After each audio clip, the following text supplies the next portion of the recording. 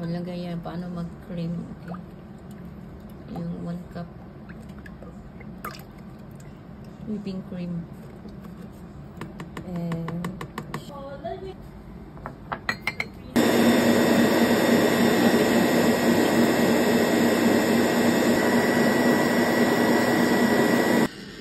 okay, yes.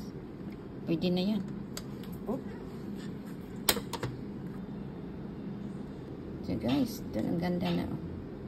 Tama lang ba yan? Ang kulang pa yung saging. 3 ba yan? 3. Kasi malaki itong ginawa mo.